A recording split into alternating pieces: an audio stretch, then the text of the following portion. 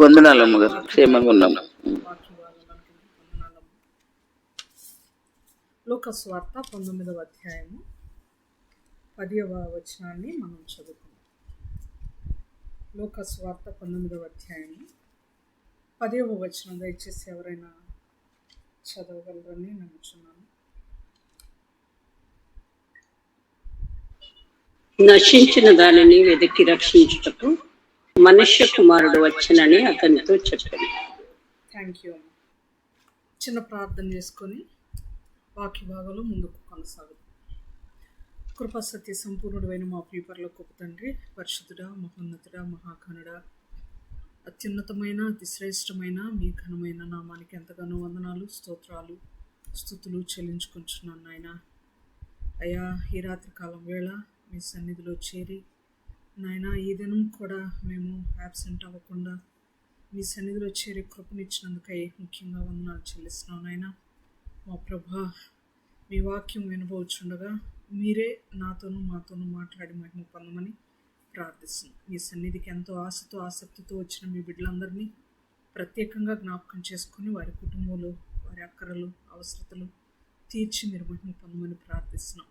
ఎట్టకేలకు నాయన ఈ కూడిక యావత్తు ద్వారా మీకే సమస్త మహిమ ఘనత ప్రభావం చెల్లించుకుంటూ మా ప్రభుని మీ ప్రియకుమారుడైన యేసుక్రీస్తు వారి శ్రేష్టమైన నామంలో మిక్కిలి వినయంతో ప్రార్థించి బ్రతిమాలు అడిగి వేడుకుంటున్నాము తండ్రి. ఆమేన్. మహిమ కలుగునుగా. నీటిలో జాయిన్ అయ్యే లూకాసు వార్త ఎందుకు ఎన్నుకున్నాను అని అంటే, జనరల్గా మనం ఈరోజు గలతీ పత్రిక వివరించుకోవాలి. గలతీ పత్రికలో సెషన్ క్షమించండి, లూకాసు వార్త ఎందుకు ఎన్నుకోవడం జరిగిందంటే, గలతీ పత్రిక మనం జనరల్గా వివరించుకోవాలి. సాటర్డే మరియు మాణిక్యం దాసరి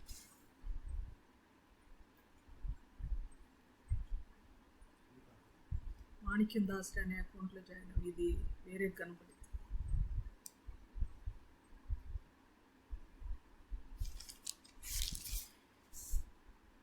గలతీ పత్రిక వివరించుకోవాలి మనము.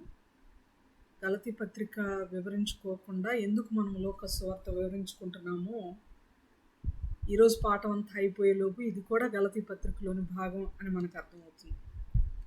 లూకాసు వార్తలో 19వ అధ్యాయము మొదటి నుండి కనుక మనం ఆలోచన చేస్తే ఎంతో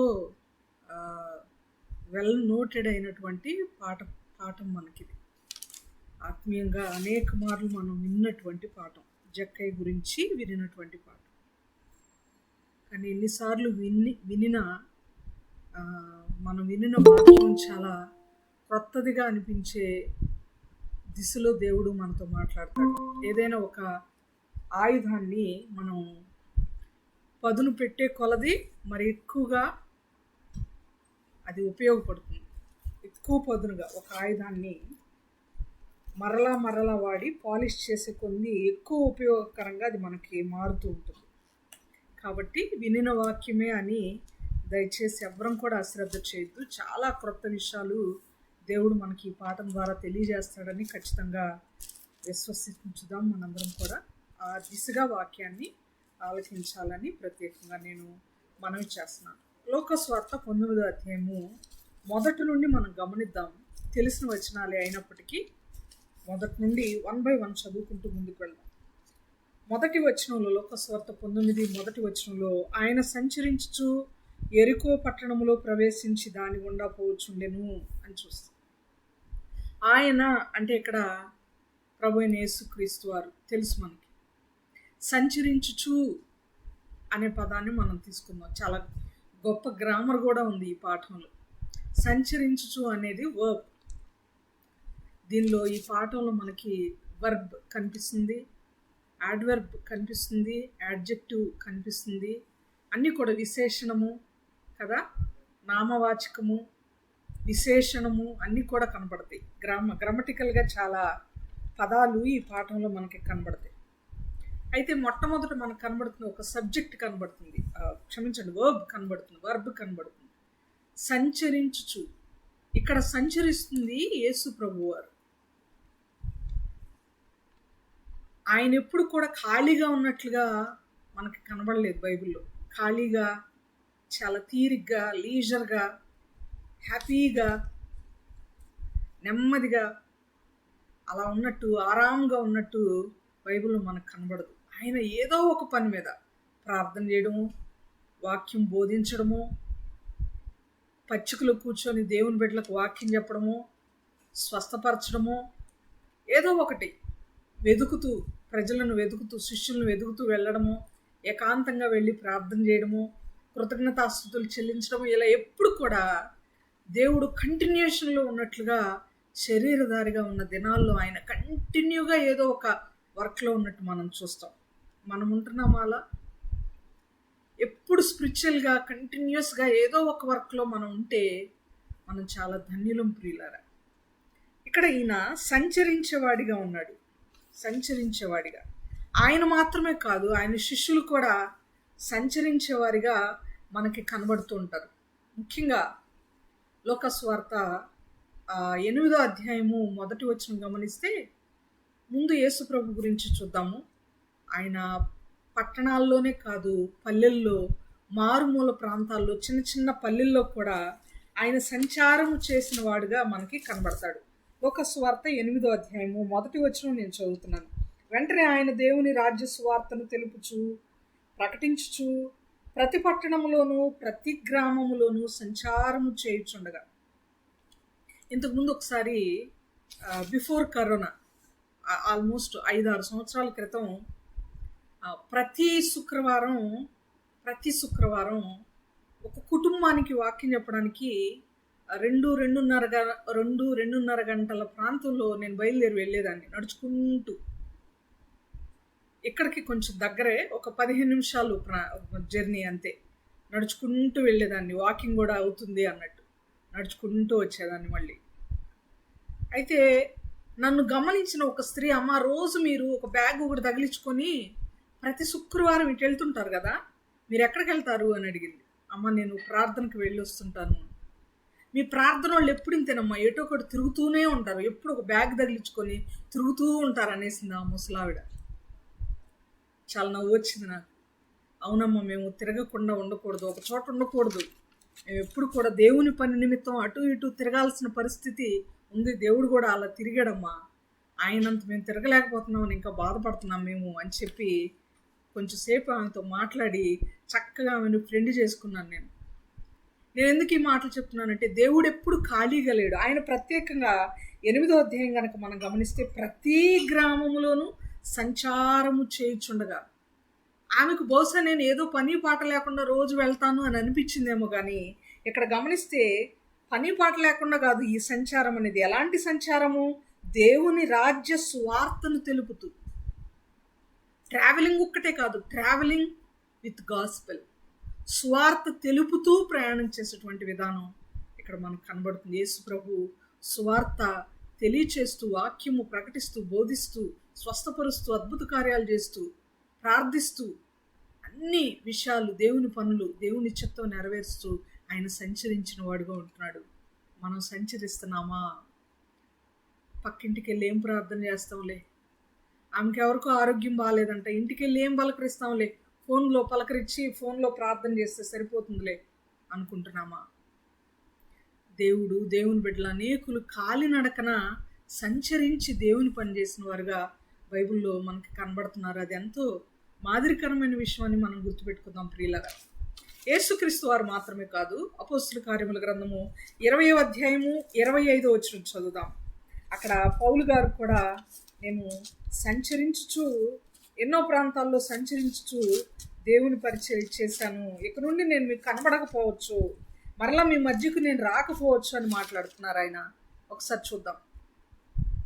అపోస్తుల కార్యముల గ్రంథము 20వ అధ్యాయము 25వ వచనం.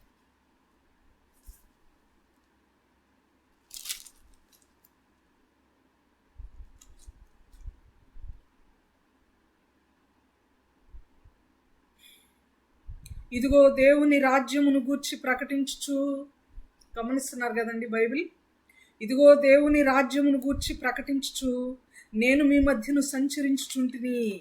మీలో ఎవరునూ ఇక మీదట నా ముఖము చూడరని నాకిప్పుడు తెలియను. ఆ ప్రాంతం నుండి వెళ్ళేటప్పుడు, ఆ ప్రాంతం నుండి ఆయన వెళ్ళిపోయేటప్పుడు, ఎఫెస్ నుండి సెలవు తీసుకునేటప్పుడు వీడ్కోలు పలుకుతూ ఆయన మాట్లాడుతున్నటువంటి మాటలు, వాళ్ళందరూ వీడ్కోలు చెప్పేటప్పుడు ఆయన చెప్తున్నటువంటి మాటలు, ఎన్నో దినాలు మీ మధ్య ఉన్నాను, ఎన్నో ప్రాంతాలు నేను సంచరించాను, మరలా నేను మీ మధ్యకు రాలేకపోవచ్చు. యెరూషలేములో నేను బంధించబడచ్చు, కాబట్టి నేను ఎంతగానో సంచారం చేశాను, సంచరించిన వాడుగా ఉన్నాను. ఈయనెందుకు సంచరించాడు? యేసు ప్రభు సువార్త తెలియజేస్తూ సంచరించాడు. పౌలు గారు కూడా సువార్త తెలియజేస్తూ, సాక్ష్యం చెప్తూ, సంఘాలు స్థాపిస్తూ సంచరించిన వాడుగా మనకి కనబడుతున్నాడు. అపోస్తుల కార్యములు 8వ అధ్యాయము 40వ వచనం గనక గమనిస్తే అక్కడ ఫిలిప్పు సంచరించిన వాడుగా మనకి కనబడుతున్నాడు. ఎవరు సంచరించిన వారుగా కనబడుతున్నారు? ఫిలిప్పు. చూద్దామా అపోస్తుల కార్యముల గ్రంథం 8వ అధ్యాయము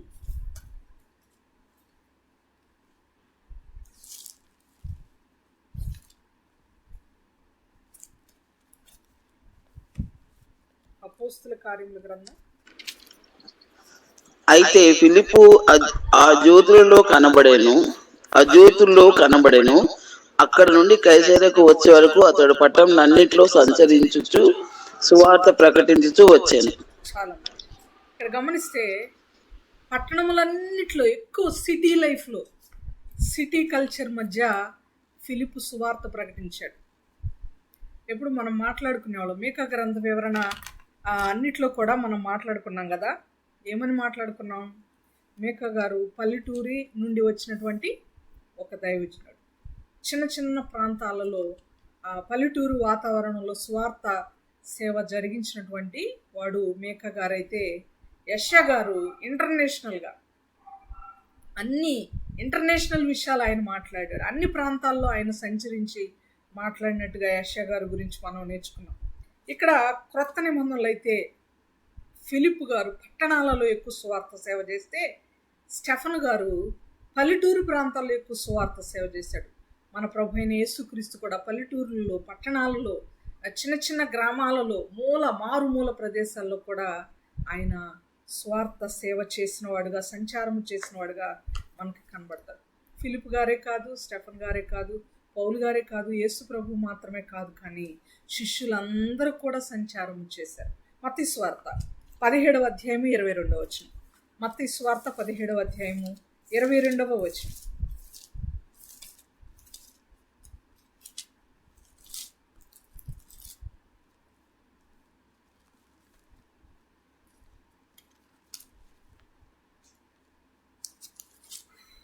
మత్తయి సువార్త 17వ అధ్యాయం 22. వారు గలిలయలో సంచరించుచుండగా యేసు వారు గలిలయలో సంచరించుచుండగా, ఎక్కువ గలిలయ, నజరేయ కదా, బేతనియా, బేత్పగే, ఇలాంటి గెన్నేసరెతు, ఈ ప్రాంతాలన్నీ కూడా శిష్యులు సంచరించారు.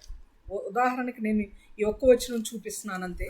శిష్యులందరూ కూడా ఎన్నో ప్రాంతాలు సంచారం చేసిన వారుగా, పేతురు, యొప్పే, అనేక ప్రాంతాలు సంచరించిన వాడిగా మనకి కనబడుతున్నాడు. ఏమి నేర్చుకోవాలి? 1వ వచనంలో మనం లోకస్వార్తలో 19వ అధ్యాయం 1వ వచనంలో మనం ఏమి నేర్చుకోవాలనంటే, దేవుని బిడ్డలమైన మనము దేవుని వలె, దేవుని శిష్యుల వలె, అపోస్తుల వలె, మరి దేవుని బిడ్డలు నమ్మినటువంటి విశ్వాసులు, ఆదిమ సంఘంలో ఉన్నటువంటి వారి వలె మనము అనేక ప్రాంతాలు దేవుని పని నిమిత్తం సంచారము చేయవలసిన వారంగా ఉన్నాం. దేవుని పని నిమిత్తము మనము కాలు బయటికి పెట్టాలి. దేవుని పని నిమిత్తము మనం బయటికి వెళ్ళడానికి ఆలోచన చేయకూడదు. దేవుని పని నిమిత్తము తిరగడానికి, శ్రమ పడడానికి, రిస్క్ తీసుకోవడానికి మనము ఏమాత్రం ఆలోచించకుండా దేవుని పని కొరకు రెడీగా ఉండేవారుగా ఉండాలని ఈ 1వ వచనం ద్వారా మనం నేర్చుకుంటున్నాం ప్రియులారా. 2వ వచనంలో ఏముందో చూద్దాం. లోకస్వార్త 19వ అధ్యాయం 2వ వచనం. ఇదిగో సుంకపు గుత్తదారుడును ధనవంతుడునైన జక్కయ్య అను పేరు గల ఒకడు. ఇక్కడ మనకి పేరు కనబడుతుంది. గ్రామర్లో పేరుని సబ్జెక్ట్ అంటాం, నౌన్ అని కూడా అంటాం. గ్రామర్లో చైల్డ్ చైల్డ్ లేకపోతే a boy rights a poetry అన్నాం అనుకోండి, బాయ్ రైట్స్ ఎ పోయం అన్నాం అనుకోండి, బాయ్ అనేది అక్కడ మనకు సబ్జెక్టు నౌన్ కూడా, అది సబ్జెక్టు నౌన్ కూడా. అలాగే ఇక్కడ జక్కయ్య మనకి నౌన్గా సబ్జెక్టుగా మనకు కనబడుతున్నాడు ఈ 19వ అధ్యాయం అనే గ్రామర్లో. సరే, గ్రామర్ మాట పక్కన ఉంచుదాం, ఎందుకు మనం ఎక్కువగా కన్ఫ్యూజన్ అవ్వడం. జక్కయ్య కనబడుతున్నాడు. ఈ జక్కయ్య ఎలా కనబడుతున్నాడు 2వ వచనంలో అంటే, సుంకపు గుత్తదారుడు, ఆయన ప్రొఫెషన్ తెలియజేస్తున్నాడు దేవుడు. సుంకపు గుత్తదారుడు, ధనవంతుడునైన జక్కయ్య అను పేరు గలవకడు.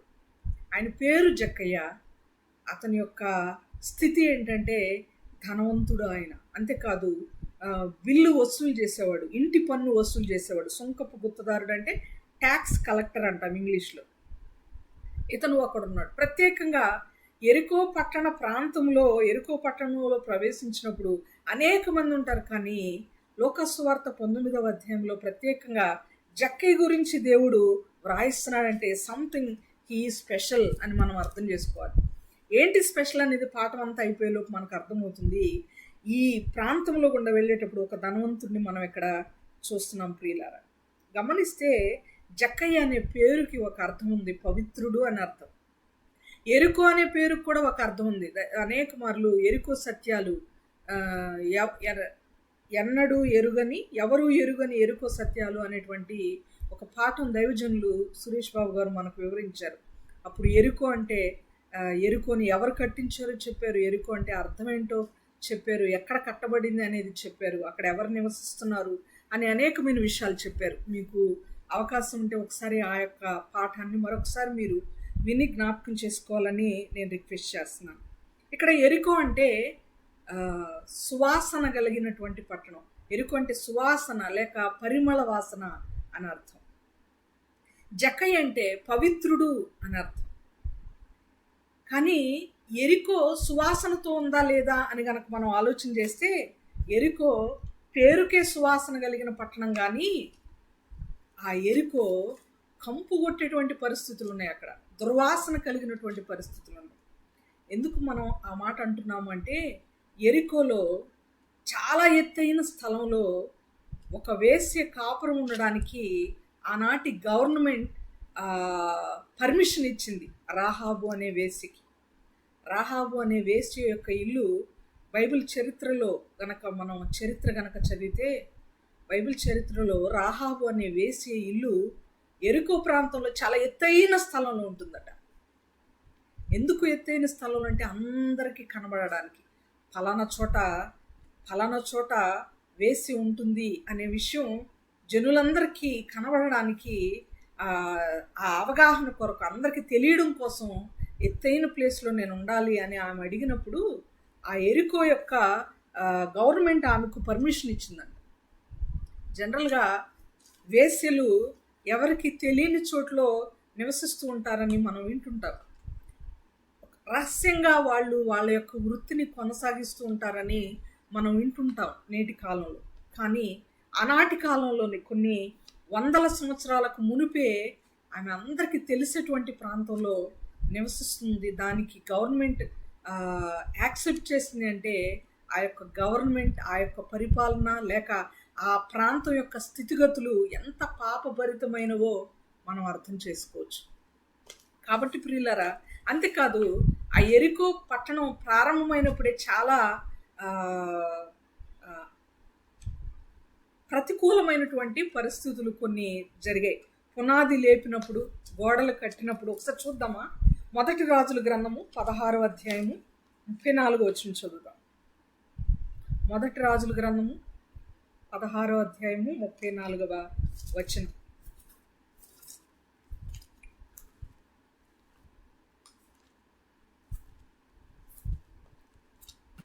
అతని దినములలో బేతేలీయుడైన హియ్యేలు ఎరుకో పట్టణమును కట్టించాడు. అతడు దాని పునాది వేయగా అభిరాము అని అతని జ్యేష్ఠ పుత్రుడు చనిపోయాడు. దాని గౌనులనెత్తగా సెగూబు అని అతని కనిష్ట పుత్రుడు చనిపోయాడు. ఇది నూను కుమారుడైన. చాలు సిస్టర్, ఇక్కడ గమనిస్తే హియేలు అనే ఆయన కట్టించాడు ఎరికోని. హియేలు అనే ఆయన బేతేలీయుడైన హియేలు అనే అతను ఎరికో పట్టణాన్ని కట్టించాడు. పునాది వేసినప్పుడు అబీరాము అనే జ్యేష్ఠ కుమారుడు చనిపోయాడట. అంతేకాదు గౌనులను ఎత్తినప్పుడు సెగూబు అనే కనిష్ఠ పుత్రుడు చనిపోయాడు. స్టార్టింగే ఒక నెగిటివ్ వైబ్ కనబడుతుంది చూడండి. ఎరికో పట్టణం ప్రారంభ దశలోనే ఎలా కనబడుతుందో చూడండి. కానీ పేరు మాత్రం సువాసన, పరిమళ వాసన అని అర్థం. కానీ దాని లోపల స్థితిగతులు, దాని చరిత్ర, దాని కథ, దాని గురించి తెలిస్తే మాత్రం ఆ విషయాలన్నీ కూడా దుర్వాసన కొట్టేవిగా మనకి కనబడుతుంది. అలాంటి ప్రాంతానికి దేవుడు వెళ్ళాడు. అంతేకాదు అక్కడ పవిత్రుడు అనే పేరు కలిగిన జక్కయ్య ఉన్నాడు. కానీ పేరే పవిత్రుడు. ఈయన పేరుకు అర్థం మాత్రమే పవిత్రుడు. కానీ అతని గురించి సాక్ష్యం ఎలా ఉందో చూడండి. 7వ వచనంలో అందరూ అది చూచి ఈయన పాపి అయిన మనుషుని యొద్ద బస చేయవెళ్ళినని చాలా సణుగుకొనేది. అందరూ ఏమనుకుంటున్నారు? పాపి దగ్గరికి వెళ్ళాడేంటి యేసు ప్రభు అని సణుగుకున్నారు. పాపి, ఆయన గురించి అందరు అనుకుంటున్నది, అందరూ వింటున్నది, అందరూ చూస్తున్నది పాపి. ఎందుకు ఇతను పాపి అంటే ఆయన అన్యాయముగా పన్ను వసూలు చేసేవాడట. 8వ వచనంలో ఆయనంతటా ఆయనే చెప్తున్నాడు, అన్యాయముగా నేను ఎవరి దగ్గరైనా ఏదైనా తీసుకుంటే తిరిగిస్తాను. పేరు మాత్రం పవిత్రుడు, కానీ జీవితం పవిత్రంగా లేదు, అపవిత్రంగా ఉంది, అన్యాయంగా ఉంది, పాపముతో కూడినదిగా ఉంది. నేటి క్రైస్తవ జీవితంలో కూడా ప్రియులరా పేర్లు చాలా గొప్పగా ఉంటాయి. డేవిడ్ లివింగ్సన్, ఎన్నో మంచి పేర్లు. షాలేం రాజ్, నేను ఫెమిలియర్ అన్న షాలేం రాజ్ అన్న గురించి మాట్లాడలేదండి. పొరపాటుగా అతని గురించి అన్నానని మరలా ఎవరైనా యూట్యూబ్లో క్వశ్చన్ చేశారు. నేను ఆ అన్న గురించి నేను మాట్లాడలేదు. ఉదాహరణకి చెప్తున్నాను. షాలేం రాజు లేక షాలేం అంటే సమాధానకర్త.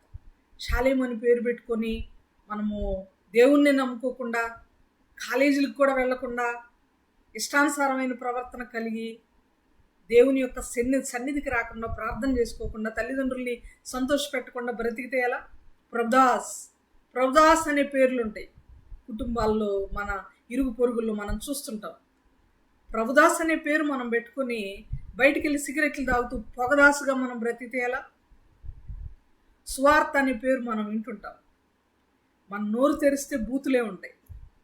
మంచి పేర్లు కలిగి జీవితంలో ఆ పేరుకు తగిన అర్థం లేకపోతే చాలా విచారకరంగా ఉంటుంది ప్రియులారా.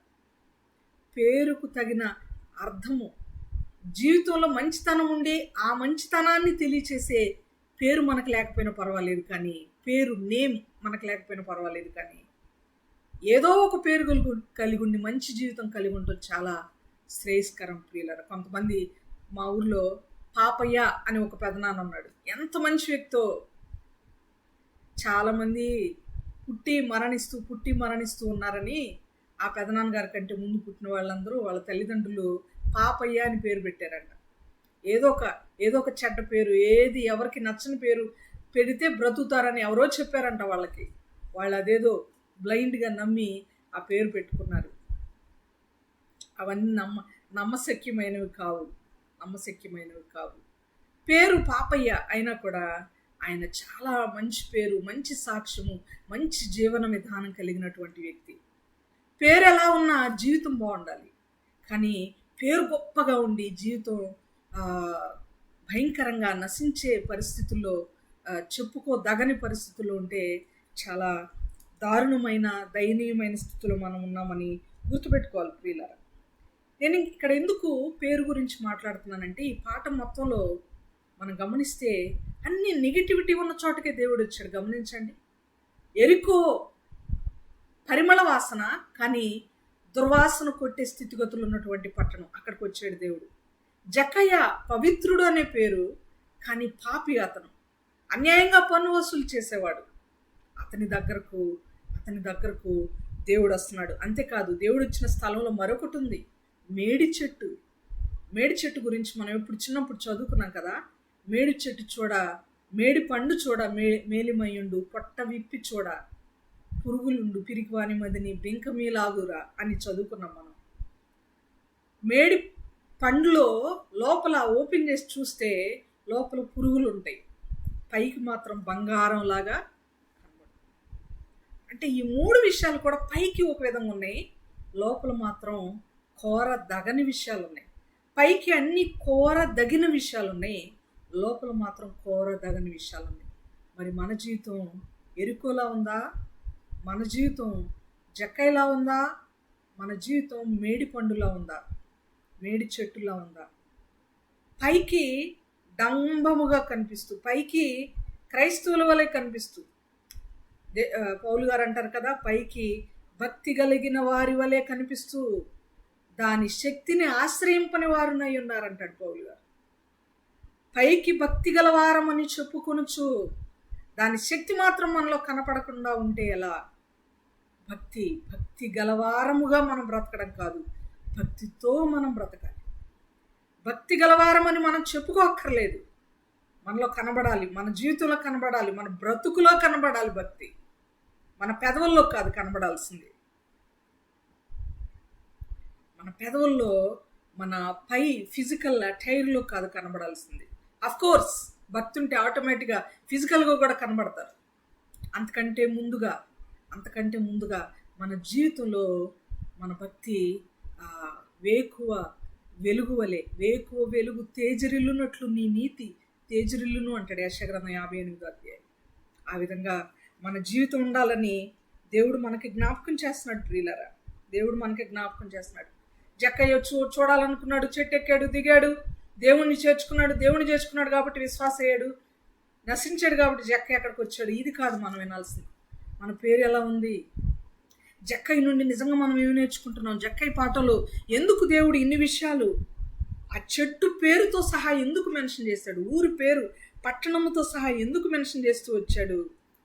ఎంతోమంది గురించి మెన్షన్ చేస్తూ దారి పక్కన కూర్చుండి అని చూస్తుంటాం, మార్గంలో వెళ్ళుచుండగా కనబడ్డారు అని చూస్తుంటాం. కానీ పట్టణములో ఉన్న చెట్టుతో, పట్టణంలో ఉన్న వ్యక్తిని కూడా ఎందుకు పర్టికులర్గా దేవుడు వ్రాయించాడంటే there are so many spiritual lessons in this lesson. ఈ పాఠంలో, ఈ టాపిక్లో చాలా ఆత్మీయ పాఠాలు ఉన్నాయి కాబట్టి ఎంత పర్టికులర్గా దేవుడు రాయించాడు అని నేను నమ్ముచున్నాను ప్రియులారా, నమ్ముచున్నాను. ఆయన ధనవంతుడు జక్కయ్య అనే పేరు కలిగి ఆయన ఉన్నాడు. ఒక చిన్న స్టోరీ చెప్పాలనుకుంటున్నాను నేను. స్టోరీ కాదు, నిజంగా జరిగినటువంటి విషయమే. ఉదాహరణకి ఎగ్జాంపుల్, ఒకరోజు ఒక ఆయన వాళ్ళ తల్లిదండ్రులు మరలా అతనికి పాపి అనే పేరు పెట్టారంట, పాపారావు అని పెట్టారంట. మీ బంధువుల్లో కానీ ఫ్యామిలీస్లో కానీ ఎవరికైనా పాపారావు అనే పేరుంటే క్షమించండి, పాపారావు అనే పేరు కలిగిన వాళ్ళకి ప్రత్యేకంగా నా వందనాలు చెప్పండి. నేను వాళ్ళ గురించి మాట్లాడలేదు. పాపారావు అనే పేరు ఎవరైతే తల్లిదండ్రులు అతనికి పెట్టారో అతనికి ఆ పేరు నచ్చక పేరు మార్చుకుందామని ఒక గురువు గారి దగ్గరికి వెళ్ళాడట. ఆ గురువు గారు అన్నాడట, సరేయా రేపు మార్నింగ్ రా నా దగ్గరికి, నేను నీ పేరు మారుస్తాను. నీ పేరు మార్చే ముందు నువ్వు వచ్చేటప్పుడు మొదట ఎవరైతే 3 వ్యక్తులు కలుస్తారో ఆ 3 వ్యక్తుల పేర్లు కలుపుకొని రా. వాళ్ళు ఎలా ఉన్నారో, ఆ పేరుకు తగ్గట్టున్నారో లేదో ఒకసారి చూద్దాం. ఎందుకంటే నువ్వు బాధపడుతున్నావు కదా, నేను అసలు పాపిని కాదు, పాపారావు అని పెట్టారు, పాపి అంటున్నారు స్టైల్గా చాలామంది, నన్ను ఫ్రెండ్స్ అందరూ ఆట పట్టిస్తున్నారని నువ్వు బాధపడుతున్నావు కదా. నేనైతే పుణ్యాత్ముడిని, నాకు పాపారావు పాపి అని పెట్టారు, నాకు తగినట్టుగా లేదు ఈ పేరు అని నువ్వు బాధపడుతున్నావు కదా. ఒకవేళ ఎవరి పేరైనా వారికి తగినట్టుగా ఉందో లేదో చెక్ చేద్దాం. రేపు నువ్వు వచ్చేటప్పుడు ఫస్ట్ 3 మెంబర్స్ ఎవరినైతే కలుస్తావో వాళ్ళ గురించి తెలుసుకొని రా అని చెప్పాడట గురువుగారు. సరే అని రేపు ఎట్టి పరిస్థితుల్లో నేను పేరు మార్చుకుంటాను అని ఆలోచన చేసినటువంటి ఈ పాపారావు ఏం చేశాడంటే ఉదయాన్నే వెళ్తున్నాడు. వెళ్తూ ఉన్నప్పుడు ఒక అతను వచ్చాడు ఎదురు. విషయం ఏంటంటే అతను మరణించి ఉన్నాడు, అతను మోసుకొని వెళ్తున్నారు. ఫస్ట్ పాడి మీద ఉన్నటువంటి ఆ వ్యక్తి ఫేస్ని ఇతను చూశాడు. వాళ్ళను అడిగాడు, అయ్యా పాడి మీద ఉన్న వ్యక్తి పేరేంటో అంటే వాళ్ళు చెప్పారట మృత్యుంజయుడు అని చెప్పాడట. ఏం పేరు అతని పేరు? మీరు చెప్పండి ఒకసారి, మిమ్మల్ని మాట్లాడించకుండా నేను చెప్పుకుంటూ వెళ్ళిపోతున్నాను. మృత్యుంజయుడు. కానీ మరి మృత్యుంజయుడిగా ఉన్నాడా ఆయన? మృత్యుంజయుడిగా ఉన్నాడా అతను? మృత్యుంజయుడు అంటే ఏంటి? మృత్యుంజయుడు అర్థం ఏంటి? చావును జయించినవాడు లేక మృత్యువుని జయించినవాడు. అంటే చనిపోకూడదు కదా ఆయన. కానీ ఆయన ఎలా వెళ్తున్నాడు? చనిపోయి వెళ్తున్నాడు. కొంచెం దూరం ముందుకు నడిచాడంట. ముందుకు నడవగానే ఒక అతను ఎదురుగా వస్తూ ఉన్నాడంట. వస్తూ ఉంటే పక్కన చెట్టు మీద నుండి ఒక కోతి ఆయన మీదుగా, అంటే ఆయనకి అవతలగా దూకి వెళ్ళిందంట. ఆయన అలా వణికిపోతూ ఏదో నా మీదుగా దూకిందని చెప్పి వణికిపోతూ అలాగే కింద పడిపోయి ఫిట్స్ వచ్చిన వాళ్ళలాగా కొట్టుకొని భయపడిపోయి వణికిపోతున్నాడంట. అరే ఏంటి ఇంత భయపడుతున్నాడు అని చెప్పి, అయ్యా ఎవరు మీరు, నీ పేరేంటయ్యా, ఎందుకు ఇంత భయపడుతున్నానంటే నా పేరు అభయ్ అన్నాడంట అతను. ఏం పేరు అన్నాడు అతను? అభయ్ అన్నాడట. అభయ్ ఏం చేస్తున్నాడు ఇక్కడ? అభయ్ ఏం చేస్తున్నాడు? దేన్ని చూసి భయపడుతున్నాడు? కోతిని చూసి. సింహాన్నో పులినో చూసి కాదు, కోతిని చూసి భయపడే వ్యక్తి అభయ్ ఎలా అవుతాడు? భయ్ అవుతాడు కానీ అభయ్ ఎలా అవుతాడు? అంటే పేరుకు తగిన జీవితం ఇతనికి కూడా లేదు. కొంచెం ముందుకు వస్తుంటే ఒక చోట నీళ్ళ ట్యాంక్ వచ్చిందట. అక్కడ ఒక ఆమె నీళ్లు పట్టుకోనివ్వలేదు ఆమెనని చెప్పి అందరినీ బూతు మాటలు మాట్లాడుతూ ఉందంట. ఆమె ఫేస్ని చూశాడంటే ఇతను, అమ్మ చాలా బూతులు మాట్లాడుతుంది, ఆమె పేరు ఏంటమ్మా అని అడిగితే సువార్త అని చెప్పారంట. మరలా మీ వాళ్ళల్లో వినే వాళ్ళల్లో కానీ ఇంకెవరైనా సువార్త ఉంటే ఆమెకు కూడా ప్రత్యేకమైన వందనాలు. వాళ్ళ గురించి చెప్పట్లేదు నేను. ఆమె పేరు సువార్త, కానీ నోరు తెరిస్తే అన్ని దుర్వార్తలే, చెడు మాటలే, చెడు పలుకులే. ఆ విధంగా కలిసిన ముగ్గురు కూడా పేరుకు తగిన వారుగా ఉన్నారా లేరా? పేరుకు తగిన వారుగా లేరు. గురువుగారి దగ్గరికి వచ్చారంట. అయ్యా నేను నా పేరు మార్చుకోవాలనుకోవట్లేదు, మా నాన్నోళ్ళు పెడితే పెట్టారు, నేను పుణ్యాత్ముడిని, పేరు ఎలా ఉన్నా పర్లా, నా జీవితం మాత్రం బాగుంది, నాకు ఈ పేరు చాలు అని పేరు మార్చుకోవడానికి వచ్చినటువంటి ఆయన నిర్ణయం మార్చుకొని ఇంటికి హ్యాపీగా తిరిగి వెళ్ళాడట. ఎందుకు ఈ మాటలు చెప్తున్నానంటే పేరుకు తగిన జీవితం చాలా మందిలో లేదు. అందరి గురించి మనకు అనవసరం. క్రైస్తవులమైన మనలో ఉందా? మనకున్నటువంటి పేరుకి మనం సార్థకత కలిగి జీవిస్తున్నామా? మన పేరుని సార్థకత చేస్తున్నామా అని మనం ఆలోచన చేయాలి. ఒకవేళ మనం మంచి ఉన్నతమైన పేరు కలిగి ఉంటే, ఒకవేళ నార్మల్ సాదా సీదా పేరు, మనకు అంత ఇష్టం లేని పేరు కనుక మనం కలిగి ఉంటే, మనం నిజంగా మంచి జీవితాన్ని జీవిస్తుంటే మన జీవితాన్ని బట్టి మనం సంతోషించి దేవునికి స్తోత్రం చెప్పేవారిగా ఉండాలి. ఆ మాటలు నేను ఇక్కడ 2వ వచనంలో మీతో పంచుకోవాలని ఆశపడుతున్నాను ప్రియులారా, ఆశపడుతున్నాను. 3వ వచనంలోనికి మనం వెళ్ళిపోదాం. 3వ వచనంలో మనం నేర్చుకోవాల్సినటువంటి అంశం ఏదో చూద్దాం. యేసు ఎవరో అని చూడగోరను గాని పొట్టివాడైనందున జనులు గుంపు కూడి ఉండటం వలన చూడలేకపోయాను. ఈయన ధనవంతుడు. లాస్ట్ సెషన్లో కూడా గలతీ పత్రిక వివరించేటప్పుడు చెప్పడం జరిగింది. ఈయన ధనవంతుడు కానీ పొట్టివాడు. జనులు గుంపులుగా ఉన్నారు యేసు ప్రభు చుట్టూ, కానీ యేసు ఎవరో అని చూడాలనేటువంటి ఒక ఆలోచన ఈయన హృదయంలో ఉంది. ఈయనలో ఉన్నటువంటి ప్లస్ పాయింట్ ఏదయ్యా అంటే, లోక సువార్త 19వ అధ్యాయంలో ఈయన మార్పు చెందక ముందు ఈయనలో ఉన్నటువంటి ఒకే ఒక ప్లస్ పాయింట్ ఏంటయ్యా, సద్గుణం ఏంటయ్యా అంటే యేసు ఎవరో అని చూడగోరాను. యేసు గురించి అంతకుముందు చాలా వినుంటాడు బహుశా, అందుకని ఎలా ఉంటాడు యేసు నేను అసలు చూసి తీరాలి ఈరోజు.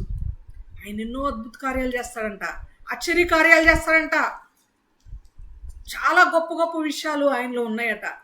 ఆయన మాట్లాడితే చాలు జనులు మార్పు చెందుతారట, కుంటి వాళ్ళకు కాళ్ళు ఇచ్చాడంట అని ఎంతో అద్భుతంగా చనిపోయిన వారిని సైతం లేపాడట. ఆయన నేను ఖచ్చితంగా చూడాలి అనేటువంటి ఒక బలమైన కోరిక, బలమైన ఆశ, యేసు ఎవరో అని చూడాలనేటువంటి ఆశ ఈయనలో ఉంది ప్రియులారా. యేసును వెతుకుతున్నాడు.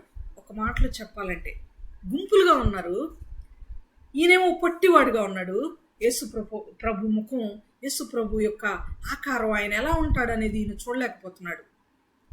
చూడాలి అనే తపన చాలా ఎక్కువగా ఉంది. ఎలా అయినా నేను ఈరోజు ఆయన్ని కనుగొనాలి, ఎలా అయినా ఈరోజు నేను చూడాలి అని అనుకున్నాడు. అనుకున్న దాన్ని ఇంప్లిమెంట్ చేస్తున్నాడు, క్రియారూపకంగా చేస్తున్నాడు. ఏంటి అంటే, నేను మేడి చెట్టు ఎక్కి పైన కూర్చొని నేను పైనుండి చూస్తాను, అప్పుడు అందరికంటే ఎత్తుగా కనబడతాను. ఈ రోజుల్లో చాలా మంది అందరికంటే ఎత్తుగా కనబడడానికి లోకంలో ప్రకృతిని ఆశ్రయిస్తున్నారు, టెక్నికల్ ఇష్యూస్ని ఆశ్రయిస్తున్నారు, మనీ మ్యాటర్స్ని ఆశ్రయిస్తున్నారు, పదవులున్న వాళ్ళని, డబ్బున్న వాళ్ళని ఆశ్రయిస్తున్నారు, పదవిని కోరుకుంటున్నారు. అన్నిటికంటే ఎత్తుగా లేకపోతే ఎత్తైన స్థితిలో కనబడటానికి. కానీ మత్తయి సువార్తలో మనకు అందరికీ తెలిసిన విషయం, 5వ అధ్యాయము 11, 12, 13, 14 వచనాలు మనం గమనిస్తే, అందరికీ మన వెలుగు కనబడాలంటే ప్రజలందరూ, జనులందరూ మనల్ని చూసి, మన క్రియలను చూసి, మన సత్క్రియలను చూసి పరలోకమందున్న మన తండ్రిని మహిమపరచులాగున అందరి ఎదుట మీ క్రియలు ప్రకాశింపనీయుడి అన్నాను. క్రియల మీద ఆధారపడాలి. మనం చేసే పని ఇంపార్టెంట్. ఏ క్రియ? ఇక్కడ ఈ క్రియ కంటికి కనబడే క్రియ కాదు. జక్కయ్య చేస్తున్నది కంటికి కనబడుతుంది ఒక క్రియ, కంటికి కనబడకుండా మరొక క్రియ ఉంది, అదే విశ్వాసం. ఏంటి ఆ విశ్వాసం? నేను ఎక్కితే, పొట్టివాడిని కాబట్టి ఎట్టకేలకు నాకు కనబడడు దేవుడు, మేడి చెట్టు అన్న ఎక్కితే నేను హైట్లో ఉంటాను కాబట్టి అప్పుడు నేను యేసయ్యని చూడొచ్చు. యేసయ్యని చూడాలంటే ఎత్తులో ఉండాలి సుమి. మనం ఆత్మీయంగా పొట్టివారం, ఆత్మీయంగా లెవెల్లో చిన్నవారం, మనం ఆత్మీయంగా హైట్లో చిన్నవారం. ఆత్మీయంగా మన ఆత్మీయ స్థితితో, మన నీతితో, మన క్రియలతో మనం చూడాలంటే దేవుని చూడలేం. దేంతో చూడగలం?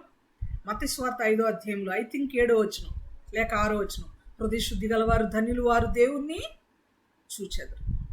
హృదయము శుద్ధిగా ఉండాలి ఆయన్ని చూడాలంటే. మనం ఏవేవో చేయటం వల్ల చూడలేం, కానీ మనము హృదయ శుద్ధి కలిగి ఉంటే ఖచ్చితంగా మన ఆత్మీయ నేత్రాలతో దేవుణ్ణి మనం చూడగలం. ప్రియులారా, ఈయన యేసు ఎవరో అని చూడాలని అనుకుంటున్నాడు, అనగా యేసుని వెదకాలి అని అనుకుంటున్నాడు, యేసును కనుగొనాలి అనే కోరిక ఈయన కలిగి ఉన్నాడు. మనకు తెలిసిన వచనాలే, జస్ట్ రిఫరెన్స్ చెప్పి నేను ముందుకు వెళ్తాను. కీర్తన 14:2లోను, కీర్తనల గ్రంథం 53:2లోను దేవుని ఎవరైనా కనుగొంటారేమో, విచారించి ఆయన్ని వెతుకుతారేమో, శ్రద్ధగా ఆయన్ని వెతుకుతారేమోనని ఆయన చాలా పరలోకం నుండి తేరి చూస్తున్నాడంట, పరిశీలించి చూస్తున్నాడంట. ఏదో ఒక వచనం చదువుతారా? కీర్తన 14:2 కానీ, కీర్తన 53:2 కానీ, 2 వచనాల్లో ఉన్న విషయం ఒకటే.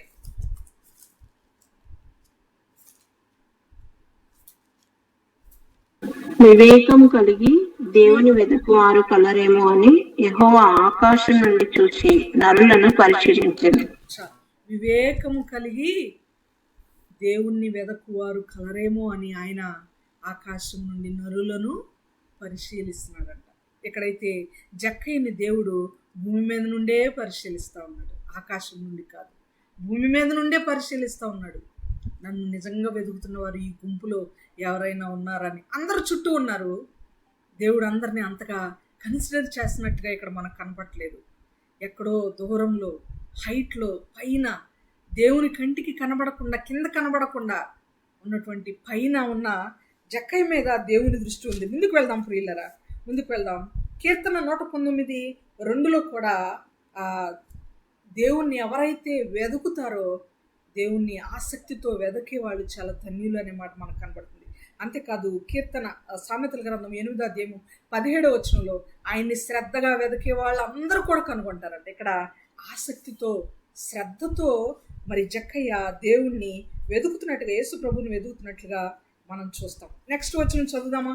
లోకస్వార్త 19వ అధ్యాయము, లోకస్వార్త 19వ అధ్యాయం 4వ వచనం. అప్పుడు యేసు ఆ త్రోవను రానయుండెను గనుక అతడు ముందుగా పరుగెత్తి ఆయనను చూచుటకు ఒక మేడి చెట్టు ఎక్కెను. ముందుగా యాడ్జెక్టివ్. ఇందాక మనం సబ్జెక్ట్ మాట్లాడుకున్నాం, వర్బ్ మాట్లాడుకున్నాం, ఇక్కడ యాడ్జెక్టివ్ గురించి మనం మాట్లాడుకున్నాం. ముందుగా పరుగెత్తి. ఎంత అద్భుతమైన మాట అండి ముందుగా అనే మాట. ఎంతో ఎంతో ఇంప్రెసివ్. కూడినటువంటి మాట. ముందుగా పరుగెత్తి ఆయనను చూచుటకు ఒక మేడి చెట్టు ఎక్కింది. ఆశ మాత్రమే కాదు, ఇది వెదకాలి అన్న కోరిక మాత్రమే కాదు, కానీ ఆ కోరికలో ఎంతో తపన ఉన్నట్లుగా మనకు కనబడుతుంది. ఆ కోరికలో ఎంతో శ్రద్ధ, ఆసక్తి, భయభక్తులు ఉన్నట్లుగా మనకు కనబడుతుంది. ఆయన ముందుగా పరుగెత్తిన వాడుగా ఉన్నాడు. ముందుగా పరుగెత్తిన వాడుగా ఉన్నామా మనం ఎప్పుడైనా ముందుగా? కొంతమంది బైబిల్లో ముందుగా అని చెప్పబడింది వాళ్ళ గురించి. ఒక 3 వచనాలు చూద్దాం. ముందుగా మార్కు సువార్త 6వ అధ్యాయము 45వ వచనం ప్లీజ్. మార్కు సువార్త 6వ అధ్యాయము 45వ వచనం.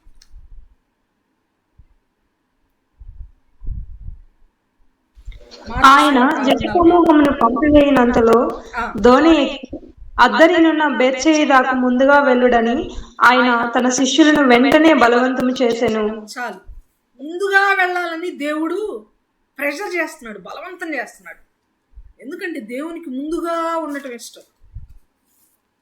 ట్రైన్ 10-15 నిమిషాలకి, బస్సు చీరాల నుండి స్టార్ట్ అయితే 10-15 నిమిషాలకైతే మా నాన్న 7 గంటల నుండే మొదలు పెడతాడు. మాయ్ రెడీ అయ్యారా, స్నానాలు అయిపోయినాయా, 7:30 అవుతుంది, భోజనం చేసేయండి, బ్యాగులన్నీ సర్దుకున్నారా, అలర్చుకున్నారా అని 7:30 నుండే మొదలు పెడతాడు. నానా అక్కడికి వెళ్ళి గంట కూర్చోవాలి నాన్న, పర్వాలేదు, మనం 9ంటికి వెళ్ళినా పర్వాలేదు నాన్న, ఇక్కడ నుంచి బస్ స్టాప్కి వెళ్ళడానికి 10 నిమిషాలు నాన్న, అక్కడ నుండి మళ్ళీ గంట వెయిట్ చేయాలి, 9:30కి వెళ్ళినా పర్వాలేదు నాన్న అన్న. ముందుగా ఉంటే మంచిదమ్మా. ఎప్పుడు ప్రయాణంలో ముందుగా 1 గంట 1 అరగంట ముందుగా ఉంటే మంచిది. కంగారు పడకుండా, ఆదుర్ద పడకుండా, టెన్షన్ లేకుండా ఉంటుంది. ముందుగా ఉండండి అని చెప్తుంటాడు. ఇక్కడ దేవుడు ముందుగా వెళ్ళాలని శిష్యులను బలవంతం చేస్తున్నట్లుగా మనకు కనబడుతుంది. ఎంత గొప్ప మాట. మరొక వచనం చూద్దాం. మత్తయి సువార్త 14వ అధ్యాయము 22వ వచనం. మత్తయి సువార్త 14వ అధ్యాయము 22వ వచనం.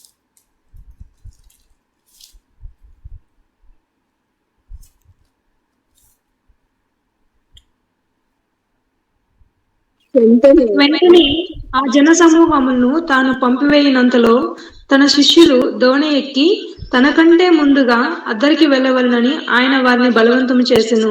చాలు, గమనిస్తే 2 సార్లు చూస్తున్నాం, అనేక మార్లు ఉంది ఆ మాట. ముందుగా వెళ్ళాలని దేవుడు శిష్యులకు నేర్పించాడు బలవంతంగా. ముందుగా మీరు ముందు, కమాన్ హరియప్ అంటున్నాడు దేవుడు. మనం చేస్తున్నామా మన ఇంట్లో వాళ్ళని? ప్రార్థన అంటే సమయం అయిపోతుంది, హరియప్ అంటున్నామా?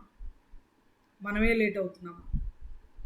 ముందుగా సిద్ధపాటు కలిగిన వారుగా మనం ఉండాలి. మరొక మాట, మార్కు సువార్త 6వ అధ్యాయము 33వ వచనం. ఇది చాలా ఇంపార్టెంట్. మార్కు సువార్త 6వ అధ్యాయము 33వ వచనం.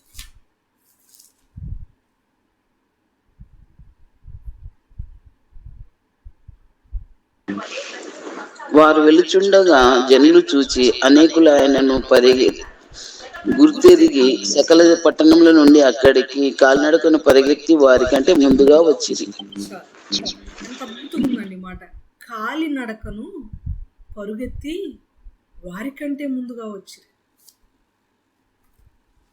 కాలినడకను పరిగెత్తి వారికంటే ముందుగా వచ్చింది. ఎక్కడికో తెలుసా? అరణ్య ప్రదేశానికి. పైన మీరు 30వ వచనం నుండి తర్వాత చదవండి. నేను చదువుతున్నాను. అంతటా అపోస్తలులు యేసునద్దకు కూడి వచ్చి తాము చేసినవన్నీ బోధించినవన్నీ ఆయనకు తెలియజేసిరి. అప్పుడు ఆయన మీరేకాంతముగా అరణ్య ప్రదేశంలోకి వచ్చి కొంచెంసేపు అలసట తీసుకున్నాడని చెప్పాను. ఏలైనగా అనేకులు వచ్చి చూపోవచ్చు నుండినందున భోజనము చేయుటకైనను వారికి అవకాశము లేకపోయింది. కాగా వారు దోణి ఎక్కి అరణ్య ప్రదేశమునకు ఏకాంతముగా వెళ్ళిరి. వారు వెళుచుండగా జనులు చూచి అనేకులు ఆయనను గుర్తెరిగి సకల పట్టణముల నుండి అక్కడికి కాలినడకను పరిగెత్తి వారికంటే ముందుగా వచ్చారు. దోణిలో వెళ్తుంది శిష్యులు, అపోస్తలు. దోణిలో వెళ్ళిన వారికంటే కూడా వాక్యం వినడానికి ఫలానా చోటకి యేసుప్రభు వస్తున్నాడు, ఫలానా చోట శిష్యులు ఉంటారు, ఫలానా చోట మనకు మంచి వాక్యం దొరికిద్ది, భోజనం కూడా దొరికిద్ది అని అనుకున్న వాళ్ళు ముందుగా కాలినడకను పరిగెత్తుకుంటూ వెళ్ళారంట దేవుని సన్నిధికి. వెళ్తున్నారా ఈ రోజుల్లో? కార్లు, బస్సులు, ట్రైన్లు, సైకిళ్ళు, బైక్లు ఇవన్నీ ఉన్న ఈ దినాల్లో కూడా దేవుని సన్నిధికి మనం ముందుగా వెళ్ళలేకపోతాం. అసలు కాలి నడక కూడా అవసరం లేని గూగుల్ మీట్కి కూడా మనము ముందుగా వెళ్ళలేకపోతున్నాం. కారణం ఏంటంటే దేవుని సన్నిధి అంటే అంతగా ఆసక్తి లేకపోవడం, దేవుని సన్నిధి అంటే అంతగా ప్రేమించలేకపోవడం. ముందుగా వచ్చిన వారిని దేవుడు గొప్పగా దీవిస్తాడు. గుర్తుపెట్టుకోవాలి, ముందుగా ఈజ్ ఈక్వల్ టు గొప్పగా, ముందుగా అటెండెన్స్ ఈజ్ ఈక్వల్ టు గొప్పగా బ్లెస్సింగ్. గుర్తుపెట్టుకోవాలి, ముందుగా ఉంటే దేవునికి చాలా ఇష్టమైన కార్యం ప్రియులరా. అయితే ఇక్కడ జక్కయ్య గారు ఎలా వచ్చాడు ఆయన చదువుదామా మరలా. లోకస్వార్త 19వ అధ్యాయం, లోకస్వార్త 19వ అధ్యాయం 4వ వచనంలో ఉన్నాం. అప్పుడు యేసు ఆ త్రోవను రానివ్వను గనుక అతడు ముందుగా పరుగెత్తి ఆయనను చూచుటకు ఒక మేడి చెట్టు ఎక్కెను. నేను ఆల్రెడీ ఎక్స్ప్లెయిన్ చేశాను. ఎరికో, మేడి చెట్టు, జక్కయ్య అక్కడికి ఎక్కిను, ఆయన చెట్టు ఎక్కిను. 5వ వచనం, యేసు ఆ చోటికి వచ్చినప్పుడు కన్నులెత్తి చూచి, జక్కయ్యా త్వరగా దిగుము, నేడు నేను నీ ఇంట నుండవలసి ఉన్నదని అతనితో చెప్పగా. ఇక్కడ 4వ వచనంలో ముందుగా చూస్తే 5వ వచనంలో మనం నేర్చుకోవాల్సిన పదం ఏంటంటే త్వరగా. త్వరగా, ముందుగా, త్వరగా. అంతేకాదు, త్వరగా కంటే కూడా ముందుగా మనం ఒకటి కన్నులెత్తి అనే పదాన్ని చూస్తున్నాం చూడండి. జనరల్గా భూమి మీద నడిచేవాళ్ళు కుడి ఎడమలు చూస్తారు, ముందు చూస్తూ నడుస్తారు, అంతేనంటారా? లేకపోతే ఎవరైనా పైన చూస్తూ నడుస్తారా భూమి మీద, నేల మీద నడిచేటప్పుడు? చిన్న పిల్లోడప్పుడు మా బాబు స్కూల్ నుండి 4th క్లాస్ 5th క్లాస్ అలా చదివేటప్పుడు బస్సు దిగిన తర్వాత అటు ఇటు చూసుకోవాలి, ముందు వెనక కూడా చూసుకుంటా ఉండాలి, వెహికల్స్ వస్తూ ఉంటే జాగ్రత్తగా రావాలి, బస్సు దిగిన తర్వాత ఇంటికి వచ్చేటప్పుడు అని ఎవ్రీడే చెప్తాను నేను. అంతేకాదు, బస్సు దిగగానే వాళ్ళని రిసీవ్ చేసుకుని ఇంటికి తీసుకురావడానికి బస్సు దగ్గర వెయిట్ చేస్తాను బస్సు వచ్చేటప్పుడు. ఆ బస్సు దిగిన తర్వాత కూడా పక్కన నేనున్న ఆ లంచ్ బ్యాగ్, బుక్స్ బ్యాగ్ నాకు ఇచ్చి మళ్ళీ నేను చేయబట్టుకున్నా కానీ వెనక్కి చూస్తా, పైన షాపుల పేర్లు చూస్తా, అటు చూస్తా ఇటు చూస్తా నడుస్తూ ఉంటాడు. ఖచ్చితంగా నేను చెప్పేది ఫాలో అయ్యేవాడు కాదు. ఇప్పటికీ భయమే. ఇప్పటికీ ఏదైనా ఒక వస్తువు ఇటు తీసుకురమ్మంటే టీవీ ఆన్లో ఉంటే టీవీ వైపు చూస్తా ఇటు వస్తూ ఉంటారు. ఏదో ఒకటి కింద ఉన్న వస్తువును తొక్కడం, ఏదైనా చేరికి తట్టుకోవడం జరుగుతూ ఉంటుంది.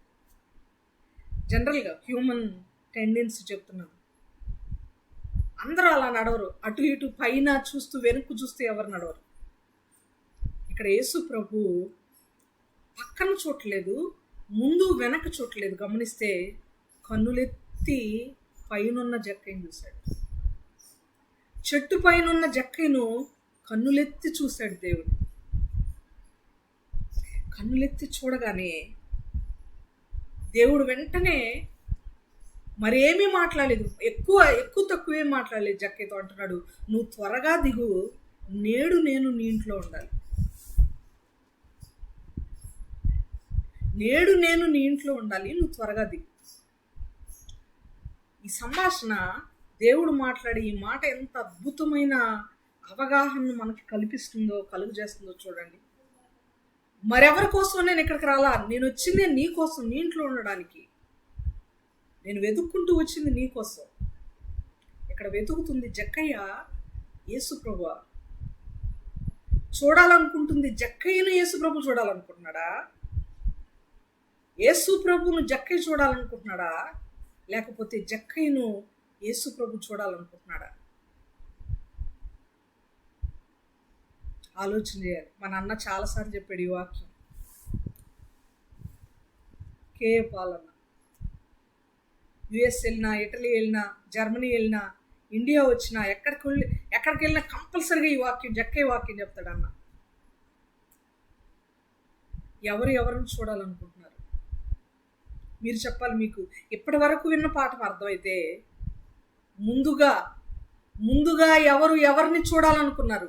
జక్కయ్య యేసుప్రభుని చూడాలనుకున్నాడా? లేక యేసుప్రభువే జక్కయ్యని చూడాలనుకుంటున్నాడా?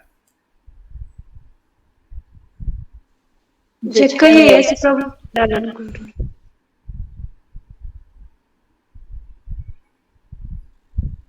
మళ్ళీ చెప్పండి.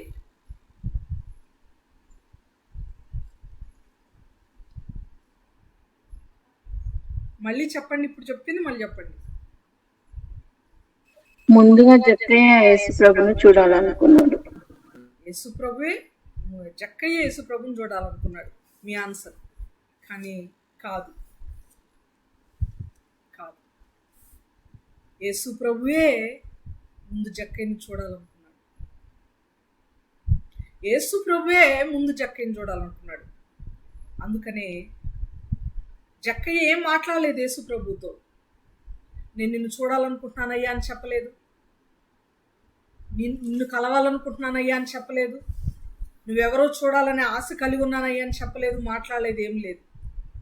అక్కడ ఎంతోమంది ఉన్నా మిగిలిన వాళ్ళందరితో కూడా యేసుప్రభు మాట్లాడలేదు. కానీ జక్కయ్య జీవితం నాశనయుక్తమై ఉన్నది కనుక, ఎరికో పట్టణము నాశనంతో కూడినదై ఉన్నది కనుక, ఆ మేడి చెట్టు నాశనమునకు ఆ నెగిటివిటీకి సాదృశ్యంగా కనబడుతుంది కనుక దేవుడే అక్కడికి వచ్చాడు. 10వ వచనం ముందు మనం చదివాం, నశించిన దానిని వెదకి రక్షించుటకు మనుష్య కుమారుడు వచ్చాను. ఆయన ముందు మనం వెదకలేదు, ఆయనే మనల్ని వెతికాడు.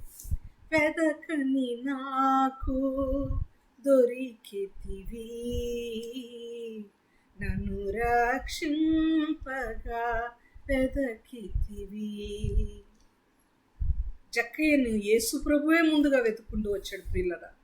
ఇది ప్రత్యక్షంగా రాయబడని ఆంతర్యముతో కూడిన ఒక భావము లోక స్వార్థ 19వ అధ్యాయంలో మనకు కనబడుతుంది.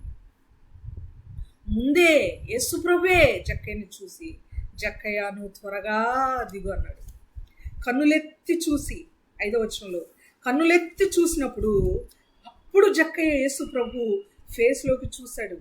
కన్నులెత్తి యేసు ప్రభు జక్కయ్యని చూసినప్పుడు, చెట్టు మీద ఉన్న జక్కయ్య కిందన్న యేసు ప్రభు యొక్క ముఖాన్ని చూసినప్పుడు చూశాడు. నువ్వు త్వరగా దిగు అని చెప్పగానే 8వ వచనం, ఇప్పుడు అతడు త్వరగా దిగి సంతోషముతో ఆయనను చేర్చుకున్నాను. యేసు ప్రభు ఏమని చెప్పాడు? త్వరగా దిగు అని చెప్పాడు. జక్కయ్య కూడా అదే చేశాడు, త్వరగా దిగాడు. వీళ్ళిద్దరికి మధ్యలో ఐ కాంటాక్ట్ ఉంది. ఐ కాంటాక్ట్లో అద్భుతమైన ఒక ట్రాన్స్ఫర్మేషన్ జరిగింది ప్రియులారా. ఒక అద్భుతమైన వాక్యం ఉంది.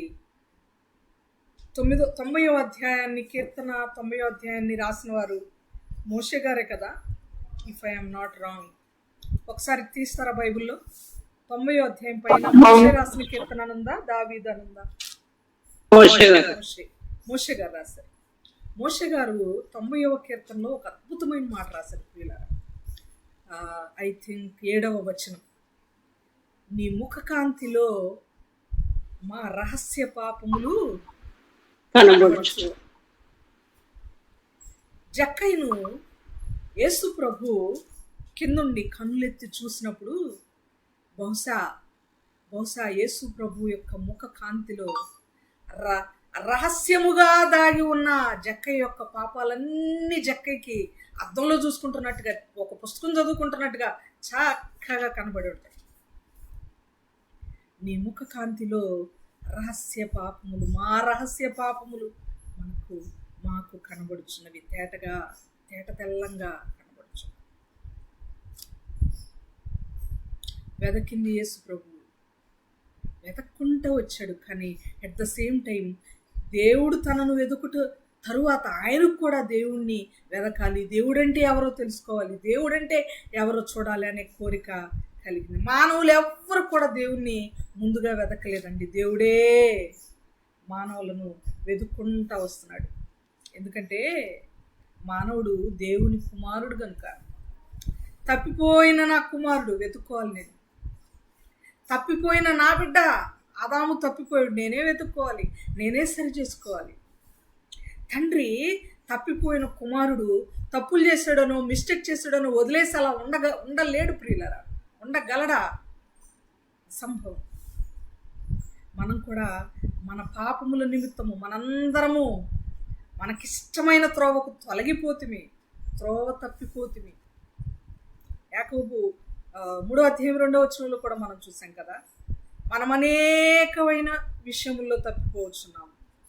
మనం తప్పిపోయాము కదా అని దేవుడు మనల్ని విడిచిపెట్టి వదిలేసి సైలెంట్గా ఉండలేడు ప్రియులారా. మనల్ని వెతుక్కుంటా, మనల్ని రక్షించడానికి వెతుక్కుంటూ ఆయన వస్తున్నాడు. ఇప్పుడు చెప్పండి, ఆయన సంచారం చేసింది కేవలం బోధించుటకేనా, కేవలం స్వస్థపరచుటకేనా, కేవలం అద్భుత కార్యాలు ఆశ్చర్య కార్యాలు చేయడం కోసమేనా అని ఆలోచన చేస్తే వెతకడానికి కూడా ఆయన సంచరిస్తుంది. తప్పిపోయిన గొర్రెలమైన మనలను వెతకడానికి 99 మంది లైన్లో దొడ్లో అన్ని క్రమముగా ఉన్న గొర్రెలను వదిలిపెట్టి తప్పిపోయిన గొర్రెల కాపరి వెతకినట్టుగా నిన్ను నన్ను దేవుడు వెతకి రక్షించుకున్నాడు. దారి తప్పిన జక్కయ్యను కూడా అదే విధంగా ఆయన వెతకి రక్షించుకోవడానికి వచ్చాడు. వచ్చి నువ్వు నన్ను చేర్చుకోవాలి, నేను నీతో కలిసి భోజనం చేయాలి, నీ ఇంట్లో నేను ఉండాలి అని అన్నాడు. జక్కయ్య ఇంట్లోనే కాదు, మన ఇంట్లో కూడా ఆయన ఉండాలనుకుంటున్నాడు. కానీ ఉన్నాడా అన్నదే క్వశ్చన్. ఒకవేళ ఉంటే ఒక గదిలోనే ఉన్నాడా? ఆయనకంటూ ఒక గది ఏర్పాటు చేసి ఒక లిమిటెడ్ స్పేస్ ఆక్యుపై చేయమని ఒక గదిని మాత్రమే మనం ఇస్తున్నామా? ఒక ఆమందంట యేసు ప్రభుని, మా ఇల్లంతా చూపించాలయ్యా, ఒకసారి నువ్వు మా ఇంటికి రాయ్యా, మా ఇల్లు చూడాలి, చాలా అద్భుతంగా కట్టాం, ఇల్లుని మీరు చూడాల్సిందే అన్నదట. యేసు ప్రభు వచ్చాడంట, ఇన్వైట్ చేసింది కదా అని. అయ్యా ఒక్క నిమిషం బయట నిలబడవా, ఒక 5 నిమిషాల్లో ఇల్లు నీట్గా లేదు, ఊడ్చొస్తానని ఫస్ట్ వెళ్ళి హాల్ ఊడ్చొచ్చిందంట. ఊడ్చిన తర్వాత అయ్యా క్లీన్ చేసాను రా అయ్యా, లోపలికి వచ్చి కూర్చోయ్యా అందంట. లోపలికి వచ్చి యేసు ప్రభు వారు హాల్లో కూర్చున్నాడట. కూర్చున్న తర్వాత అమ్మా ఇంకా ఏవైనా గదులు ఉన్నాయా లోపల అన్నాడట. 4 గదులు ఉన్నాయా, 2 బెడ్రూమ్లు, మరొక కారిడార్ లాగా బాల్కనీ లాగా ఒక పెద్ద స్పేస్ వదిలిపెట్టుకున్నామయ్యా. 2 బెడ్రూమ్లు ఉన్నాయి, హాల్ ఉంది, మరి వేరే వైపు కిచెన్ ఉంది, బాల్కనీ ఉంది, యూటిలిటీ ఉంది అని చెప్పిందట.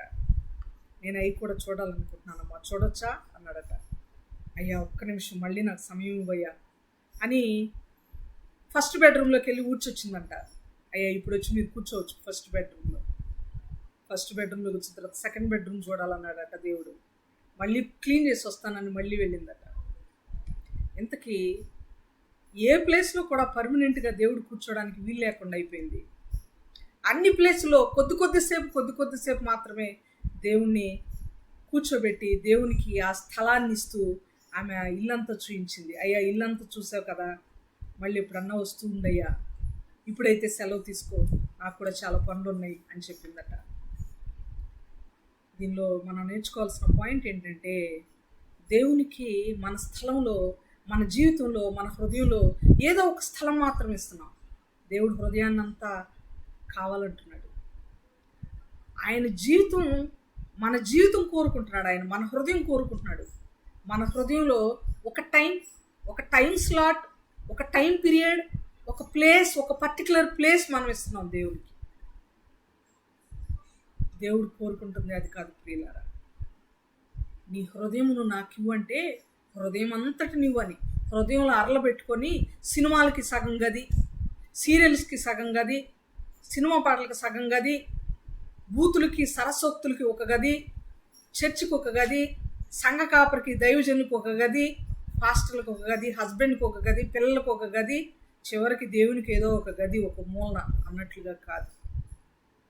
మన హృదయంలో ఒకే గది ఉండాలి. ఆ గది దేవునిదై ఉండాలి.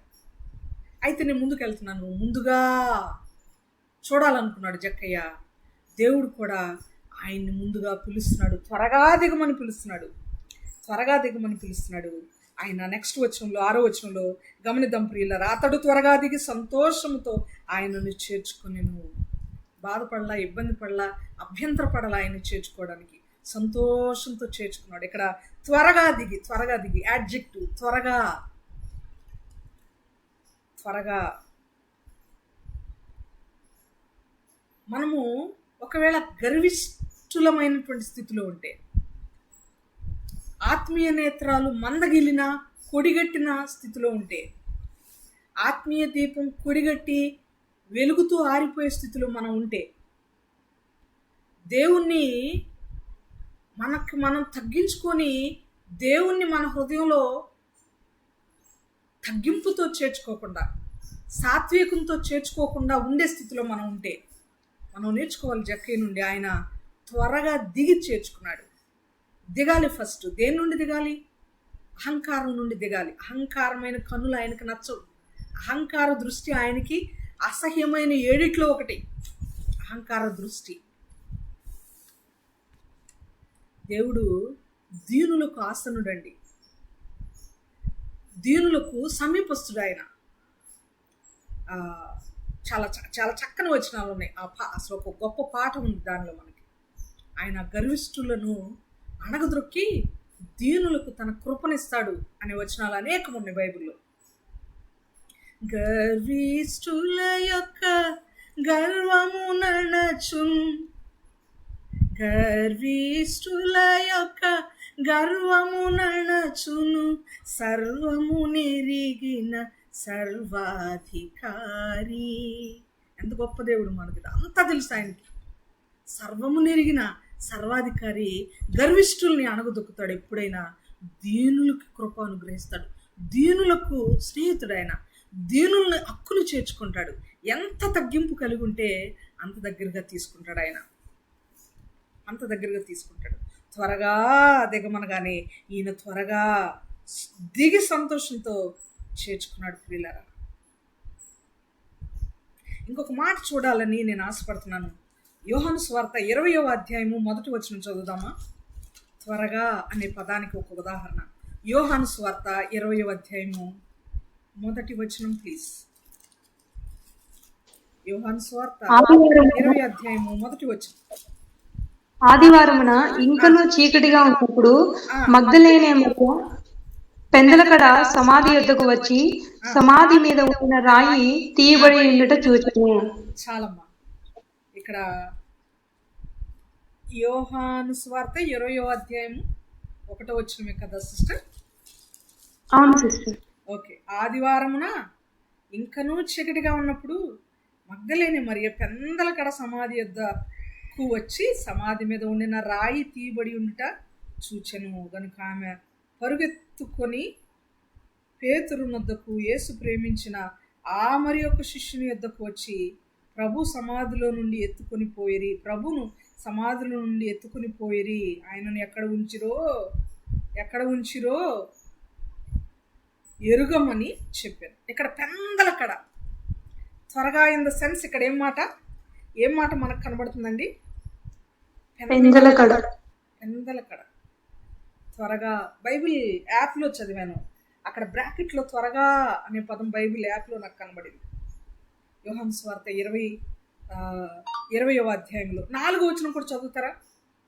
త్వరగా శిష్యుడు, త్వరగా ఒక శిష్యుడు అంటే యేసు ప్రేమించిన శిష్యుడు యోహాను 4వ వచనం మనకు ఉపయోగకరమైన వచనం మరి ఎక్కువగా. వారిద్దరును కూడి పరుగెత్తుచుండగా ఆ శిష్యుడు పేతురు కంటే త్వరగా పరుగెత్తి ముందుగా సమాధి వద్దకు వచ్చి వంగి నారబట్టలు పడి ఉండుట చూచెను, కానీ అతడు సమాధిలో ప్రవేశింపలేదు. యేసు ప్రేమించిన శిష్యుడు యోహాను గారు, శిష్యుడైన యోహాను, ఈ యోహాను సువార్త రాసిన యోహాను గారు, ఆయన ముందుగా పేతురు కంటే ముందుగా త్వరగా పరుగెత్తి. అంత అద్భుతమైన మాటలు. త్వరగా ఉందా మన జీవితంలో? త్వరగా ప్రార్థనకి వెళ్దాం, త్వరగా ప్రార్థన చేసుకుందాం, త్వరగా కృతజ్ఞతలు చేద్దాం, త్వరగా దేవునికి స్తుతులు చెల్లిద్దాం, త్వరగా ఆయన గురించి సాక్ష్యం చేద్దాం. పాట అనగానే స్టార్ట్ చేసేద్దాం, సాక్ష్యం చెప్పండి అనగానే దేవుణ్ణి ప్రేమను చాటుదాం, దేవుడు చేసిన మేలుని చెబుదాం. త్వరగా త్వరగా త్వరగా. ఇవన్నీ మన ఆత్మీయ జీవితంలో మనం నేర్చుకోవాల్సిన యాడ్జెక్టివ్స్ ప్రియులారా. మన ఆత్మీయ గ్రామర్లో ఉండాల్సినటువంటి యాడ్జెక్టివ్స్ అని మనం గుర్తుపెట్టుకోవాలి. ముందుకెళ్తాను, చెప్పుకుంటూ వెళ్తే ఎంతో కొన్ని గంటలు చెప్పవలసిన పాఠం ఇది. లూకా సువార్త 19వ అధ్యాయం. నేను ముందుకు వెళ్తున్నాను. 7వ వచనం. ఆయన 6వ వచనంలో సంతోషంతో చేర్చుకున్నాడు. యేసయ్యను చేర్చుకోవటం ఎప్పుడైనా, యేసయ్యను చేర్చుకోవడం అంటేనే దేవుని బిడ్డలను చేర్చుకోవడం, ప్రార్థనలు పెట్టుకోవడం, దేవుని బిడ్డలను ఆహ్వానించడం, వాక్యాన్ని ఆహ్వానించడం, దేవుని సన్నిధికి సమయం ఇవ్వడం, వాటిని ఎప్పుడు మనం ఇష్టంతో ఆసక్తితో శ్రద్ధతో ప్రేమతో ప్రియముగా చేసేవారిగా ఉండాలి. 7వ వచనం. అందరూ అది చూచి ఈయన పాపి అయిన మనుషుని యొద్ద బస చేయవలనని చాలా సణుగుకొనిరి. ఇక్కడ వరకు అంత బాగానే లైనంత చక్కగా వెళ్తా ఉంది. కానీ అభ్యంతరం స్టార్ట్ అయిపోతుంది. ఎక్కడి నుండి? అక్కడున్న మనుషుల దగ్గర నుండే. అక్కడున్నటువంటి మనుషులు, యేసు ప్రభు చుట్టూ జనరల్గా శిష్యులు ఉంటారు, తర్వాత జనులు ఉంటారు, ఆ ఏరియాలో ఉండే జనులు ఉంటారు. వాళ్ళు సణుక్కుంటున్నారు. ఏమని? అరే ఒక పాపి దగ్గరికి యేసు ప్రభు వస్తున్నాడంటే చాలా సంతోషం, వాళ్ళ ఇంట్లో ఒక మార్పు వస్తుంది, ఒక రక్షణ కార్యం జరగబోతుంది అనేటువంటి ఆనందం వాళ్ళు కలిగి ఉండకుండా సణుగుకుంటున్నారు. ఈయనేంటండి పవిత్రుడు, నిర్దోషి, నిష్కల్మషుడు కదా ఈయన పేరు, మంచివాడు కదా ఈయన, నీతిమంతుడు కదా ఈయనేంటి పాపి దగ్గరికి వెళ్ళి ఆయనతో కలిసి భోజనం చేస్తున్నాడు, ఆయనతో కలిసి బస చేయబోతున్నాడు అని చెప్పి సణుగుకుంటున్నారు. ప్రియులారా, గుర్తుపెట్టుకోవాలి, ఎప్పుడైనా మార్పు సంభవించినప్పుడు, రియల్ ట్రాన్స్ఫర్మేషన్ జరిగినప్పుడు, నిజమైన మార్పు మన జీవితాల్లో, మన కుటుంబాల్లో కలిగినప్పుడు, మన బ్రతుకులు కలిగినప్పుడు సణుగులు వస్తాయి, అభ్యంతరాలు వస్తాయి. పక్క వాళ్ళ దగ్గర నుండి, పక్క వాళ్ళు కాకపోవచ్చు, వాళ్ళు మన ఇంట్లో వాళ్ళే అవ్వచ్చు, మన కుటుంబీకులు అవ్వచ్చు, మన అత్తగారే అవ్వచ్చు, మన మామగారు అవ్వచ్చు, మన తల్లిదండ్రులే అవ్వచ్చు, మన అన్నదమ్ములే అవ్వచ్చు. దీనికి కొలత ఏమీ లేదు, ఎవరైనా అవ్వచ్చు. మెయిన్ ఇంట్లో వాళ్ళే అనేక సార్లు అభ్యంతరంగా ఉంటారు. యేసు ప్రభుకి ఇంట్లో వాళ్ళే అభ్యంతర కారణంగా ఉన్నారు. పిచ్చి పట్టింది నీకు అన్నారు, నీకు మెంటల్ అన్నారు యేసు ప్రభు. యూదులే బయల్జెబూల్ వలన దయ్యాలు వదలగొడుతున్నాడు ఈయన అని అన్నారు. యూదులే బాప్తిస్మం ఇచ్చి యోహాన్ని త్రాగుతూ వస్తున్నాడు కాబట్టి తిండిపోతూ అన్నారు, మద్యపాని తాగుబోతూ అని అన్నారు. ఇంట్లో తెలిసిన వాళ్ళ దగ్గర నుండే అభ్యంతరాలు ఎదురవుతూ ఉంటాయి. యోబు గారికి అభ్యంతరం ఎక్కడ ఎదురైంది? ఇంట్లో భార్య దగ్గరే అభ్యంతరం ఎదురవచ్చు, భర్త దగ్గరే అభ్యంతరం ఎదురవచ్చు, తల్లిదండ్రుల దగ్గరే ఎదురవచ్చు. కానీ ఆ అభ్యంతరం ఎవరి వలన ఎదురవుతుందో వాళ్లకు శ్రమ అని బైబిల్ చెప్తుంది. నీకేం శ్రమ లేదు. లోకసువార్త 17:1 మీరు తర్వాత చదవండి. అభ్యంతరములు రాక మానవు గాని ఆ అభ్యంతరములు ఎవరి వలన వచ్చినో వానికి శ్రమ. 15వ అధ్యాయంలో 22వ వచనం 23వ వచనం కూడా మీరు తర్వాత చదువుకోండి. అభ్యంతరాలు వస్తాయి. అసలు అలాంటి అభ్యంతరాలు కలుగు చేసేవాళ్ళు మెడకి తిరుగటి రాయి కట్టబడి వాళ్ళు సముద్రంలో వేయబడటం చాలా గొప్ప, మంచిది, బెటర్. అసలు అలా అభ్యంతరాలు కలుగు చేసేవాళ్ళు ఉండటం కంటే వాళ్ళని తీసుకెళ్ళి సముద్రంలో పడేయటం మంచిది అన్నాడు దేవుడు. అభ్యంతరాలు వస్తాయి ప్రియులారా, కానీ మనము ఒకరికి అభ్యంతరం కలుగు చేసేవారిగా ఉండకూడదు. వేరే ఎవరైనా మనకి అభ్యంతరం కలుగు చేస్తుంటే వాళ్ళని దేవుడు తొలగిస్తాడు. వాళ్ళకే కీడు, అది వాళ్ళకే శ్రమ.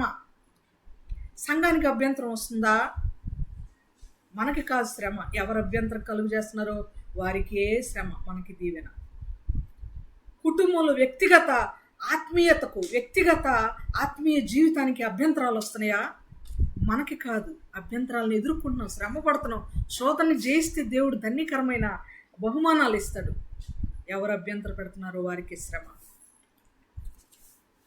మతపరమైన అభ్యంతరాలు వస్తున్నాయా? సంఘంలో అభ్యంతరాలు వస్తున్నాయా? కుటుంబంగా, నైతికంగా అనేక రకాలుగా అభ్యంతరాలు వస్తున్నాయా? ఎవరు అభ్యంతరం కలిగజేస్తే వాళ్ళకే అభ్యంతరం, మనకి కాదు. టెంపరీగా కొంత కష్టం కలుగుతుంది మనకు అంతే, కానీ శాశ్వతమైన ఆనందాన్ని దేవుడు మనకిస్తాడని మనం నమ్మి తీరాలి. ఇక్కడ జక్కయ్యకి కాదు అభ్యంతరం.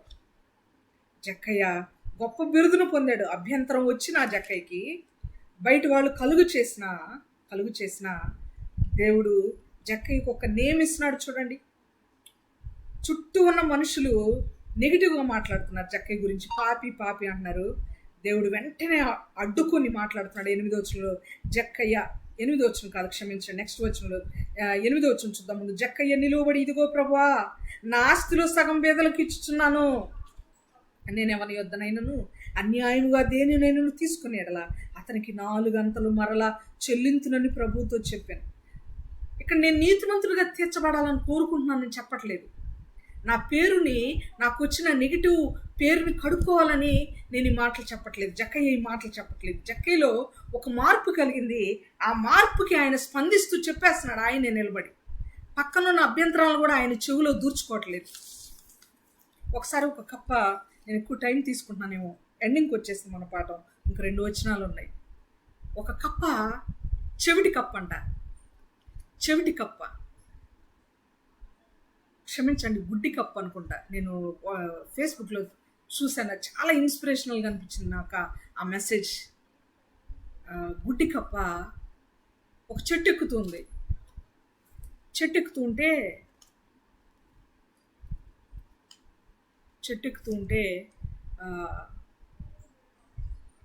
చెవిటి కప్ప, ఐ థింక్, చెవిటి కప్పే అనుకుంటా.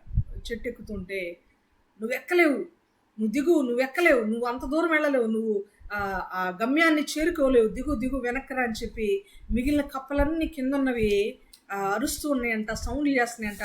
కొన్ని కప్పలు కాలు పట్టుకొని కిందకి లాకటానికి ట్రై చేస్తూ ఉన్నాయంట.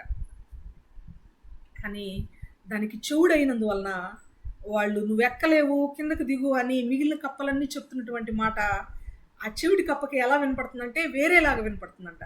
కమాన్, hurry up, you can do it అన్నట్టు వినపడుతుందంట.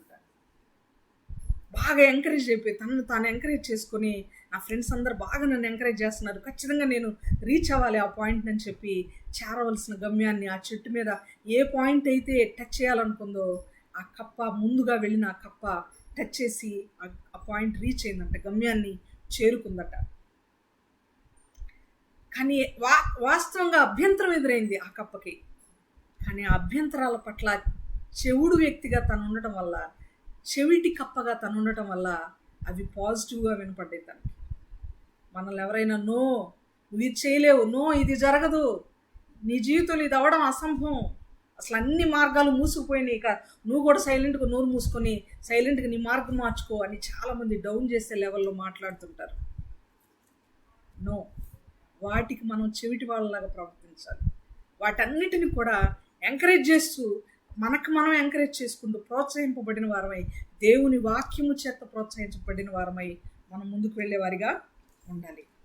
8వ వచనంలో ఆయన అంటున్నాడు, పాపి అని మీరు అనుకుంటున్నారు కదా, ఈయన పాపి కాదు. 8వ వచనంలో జక్కయ్య నిలువబడి ఆయన అనాలనుకుంటున్నటువంటి మాటలు, ఆయన చెప్పాలనుకున్నటువంటి చెప్పడం, ఒప్పుకోలు, ఒక విధమైనటువంటి ఆత్మీయ ఒప్పుకోలు అంటాం దీన్ని, ఒప్పుకోలు చేస్తున్నాడు. 101వ కీర్తన 2వ వచనంలో కూడా దావీదు గారు ఒక ఒప్పుకోలు చేస్తారు. ఏమన్నా తెలుసా? దుర్మార్గులతో నేను స్నేహం చేయను, అక్రమకారులతో నేను ఉండను, అలాంటి వాళ్ళని నా గడప దొక్కనివ్వను, నేను సత్య మార్గంలో నేను నడుచుకుంటాను, అన్నీ నీకు ఇష్టం వచ్చినట్లుగా నేను ఉంటాను ప్రభా, నీకు ఇష్టడునిగా నేను ఉంటానని ఒక ఒప్పుకోలు చేస్తాడు. చూస్తారా మాట? 101వ కీర్తన 2వ వచనం ప్లీజ్. నిర్దోష మార్గమున వివేకంతో ప్రవర్తించదను, నీవు ఎప్పుడు నా యొద్దకు వచ్చేదవు, నా ఇంట యథార్థముతో నడుచుకుందును. చాలు సిస్టర్, యథార్థముతో నేను నడుచుకున్నాను. రావయ్యా యేసయ్యా నా ఇంటికి, నీ రాకకైనే వేచియుంటిని. ఆ పాటలో ఉంటుంది, యథార్థ హృదయముతో నడుచుకొందును అనే మాటలు, చాలా అద్భుతమైన మాటలు ఉంటాయి ఆ పాటలో. నువ్వు నా ఇంటికి రాయ్యా, నేను మాత్రం యథార్థంగా ఉంటాను. ఆ అధ్యాయం మాత్రం మీరు తర్వాత చదువుకోండి ప్రియులారా. నిర్దోష మార్గంలో నేను నడుచుకుంటాను, అసత్యంలో నేను ఉండను, వాళ్ళందరినీ చెడు స్నేహితులందరికీ కూడా నేను దూరంగా ఉంటాను, వాళ్ళని దూరంగా ఉంచుతాను, నేను మంచి ఒప్పుకోలు చేస్తున్నానయ్యా అని చాలా చక్కని మాటలు ఆయన మాట్లాడుతూ ఉంటాడు. నా కన్నుల ఎదుట నేను ఏ దుష్కార్యమును కన్నుల ఎదుట ఉంచుకొనను, భక్తిహీనుల భక్తి మార్గము తొలగిన వారి క్రియలు నాకు అసహ్యములు అని ఎంతో చక్కని ఒప్పుకోలు దావీదు గారు 101వ కీర్తనలో చేస్తూ ఉంటారు ప్రియులారా. 101వ కీర్తనలో చేస్తూ ఉంటారు. గుర్తుపెట్టుకోవాలి, మనం కూడా మంచి ఒప్పుకోలు మన జీవితంలో మనము మంచి ఒప్పుకోలు చేసేవారిగా ఉండాలి. ఒక్కసారి ఒప్పుకోలు చేసిన తర్వాత, దేవుని దగ్గర ఒక ఒప్పందం మనం చేసుకున్న తర్వాత, మనము దాని నుండి ఎట్టి పరిస్థితుల్లో వెనకడుగు వేయకూడదండి. నాగటి మీద చేయి పెట్టి ఎవ్వరు కూడా వెనక తట్టు చూడకూడదు. వెనక తట్టు చూసిన వాళ్ళకి ఆ దీవెన, ప్రతిఫలం, పరలోక రాజ్యం, నిత్య జీవితం ఉండదు. కాబట్టి మనం జ్ఞాపకం చేసుకుందాం, మనం కూడా దావీదు వలె, జక్కయ్య వలె మంచి ఒప్పుకోలు చేసేవారిగా ఉండాలి. 9వ వచనం, అందుకు యేసు, అభ్యంతరాలు ఉన్నాయి వాళ్ళకి జవాబుగా, ఇతని యొక్క ఒప్పుకోలుకు సమాధానంగా ప్రతిస్పందిస్తూ దేవుడు చెప్తున్నటువంటి మాట 9వ వచనంలో దేవుడు చెప్తున్నటువంటి మాట ఏంటంటే, అందుకు యేసు ఇతడును అబ్రహాము కుమారుడే, ఎందుకనగా నేడు ఇంటికి రక్షణ వచ్చి ఉన్నది. ఇతడును అబ్రహాము కుమారుడే, నేడు ఇంటికి రక్షణ వచ్చి ఉన్నది. దీనంతట్లో అబ్రహాము కుమారులు అంటే ఆయన చేసిన కార్యాలు కాదు, క్రియలు కాదు, అతనిలో ఉన్నటువంటి ట్రాన్స్ఫర్మేషన్, అతనిలో ఉన్నటువంటి మార్పు, అతనిలో ఉన్నటువంటి విశ్వాసము. నన్ను పవిత్రుడు అని ఎంచపోయినా పర్వాలేదు దేవుడు, కానీ నేనేవో చాలా చెడు కార్యాలు చేశాను, వాటన్నిటి నుండి నన్ను నేను కడుక్కొని శుద్ధి చేసుకోవాలి, నా మనసు మార్చుకోవాలి, నా ఆలోచన మార్చుకోవాలి. ఆయన ముఖకాంతిలో చాలా తప్పిదాలు నాకు కనబడ్డాయి, వాటన్నిటి నుండి నన్ను నేను కడుక్కోవాలి అనే ఇంటెన్షన్, దేవుని పట్ల విశ్వాసం. దేవుడు నన్ను నీతిమంతుడుగా తీర్చుతాడు. ఇక్కడ శిష్యులు తీర్చలేదు, జనం తీర్చలేదు, ఆయన క్రియలు ఆయన్ని నీతిమంతుడుగా తీర్చలేదు, కానీ దేవుడు తీర్చాడు. దేవుడు చెప్తున్నాడు ఏమనంటే, ఇతడును అబ్రహాము కుమారుడే. మనల్ని కూడా ప్రియులరా, మన క్రియలు మనల్ని నీతిమంతులుగా చేయలేవు. ఎన్ని క్రియలు చేస్తే మన తప్పిదములన్నీ మనకి నీతియుక్తంగా కనబడతాయి. మన తప్పులు, మన పొరపాట్లు కడుక్కోవాలంటే మనం ఎంత గొప్ప కార్యాలు చేయాలి ప్రియులరా. ఎంత చేసినా మన తప్పులు తప్పుగానే ఉంటాయి. మన తప్పును కడుగుకొనడానికి ఏది సరిపోదు, దేవుని యొక్క హిస్సోపు తప్ప. మనం ఎప్పుడు కూడా మాట్లాడుకుంటూ ఉంటున్నాం. దేవుని యొక్క హిస్సోపు, దేవుని యొక్క రక్తము తప్ప మనలను కడగగలిగిన, మన పాపములను కడగగలిగినవి ఏవి కూడా లేవు ఈ లోకంలో అని మనం గుర్తుపెట్టుకోవాలి. అందుకని ఇతనికి దేవుడు ఇచ్చినటువంటి పేరు అబ్రహాము కుమారుడు. అబ్రహాము కుమారుడు. గలతీ పత్రికలో 3వ అధ్యాయంలో మనం ఏం చదువుకున్నాం? ఎవరు నీతిమంతులు? అబ్రహామును పోలి ఎవరైతే ఉంటారో, విశ్వాస సంబంధం కలిగి ఎవరైతే ఉంటారో, 9-10 వచనాలు కదా. కాబట్టి విశ్వాస సంబంధులే విశ్వాసము గల అబ్రహాముతో కూడా ఆశీర్వదించబడదు. ఇప్పుడు చెప్పండి, జక్కయ్య చేసిన పాపాలన్నీ కొట్టివేయబడి ఒక విశ్వాస సంబంధిగా దేవుడు తీర్చాడు కదా, తీర్చాడా లేదా? విశ్వాస సంబంధి అబ్రహాము కుమారుడు జక్కయ్య అని దేవుడు తీర్మానం చెప్పేసాడా లేదా? ఒక నిశ్చయత, ఒక స్టేట్మెంట్ ఇచ్చాడా లేదా? చెప్పారు. కాబట్టి మనం ఏమి నేర్చుకోవాలి? నశించిన దానిని వెదకి రక్షించడానికి ఆయన వచ్చాడు. మత్తయి సువార్త 15:24లో నశించిన గొర్రెల వద్దకే నేను పంపబడ్డాను అంటాడు దేవుడు. నశించిన గొర్రెల వద్దకే నేను మత్తయి సువార్త 10:6లో కూడా మనకు అదే మాటలు కనబడతాయి. చివరిగా ఒక్క వచనం చదువుకొని మనం ముగించుకుందాం. ప్రసంగి గ్రంథం 7వ అధ్యాయము 15వ వచనం, చివరి వచనం ఈనాటి పాఠానికి. ప్రసంగి గ్రంథం 7వ అధ్యాయము 15వ వచనం.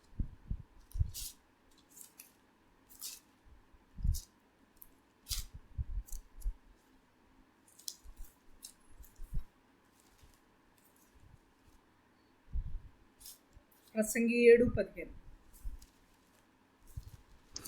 నా వ్యర్థ సంచారముల కాలములో నేను వీటన్నిటినీ చూచి తిని, నీతిని అనుసరించి నశించిన నీతిమంతులు కలరు, దుర్మార్గులయుండియు చిరాయువులైన దుష్టులను కలరు. చాలా ఇక్కడ గమనిస్తే 7:15. నిమిషం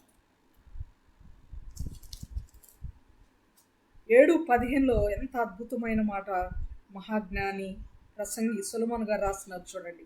నీతిని అనుసరించి నశించిన నీతిమంతులు కలరు, దుర్మార్గులయుండియు చిరాయువులైన దుష్టులు కలరు. మనకి ఇక్కడ కావాల్సిన భాగం ఏంటంటే, నీతిని అనుసరించి నశించిన నీతిమంతులు.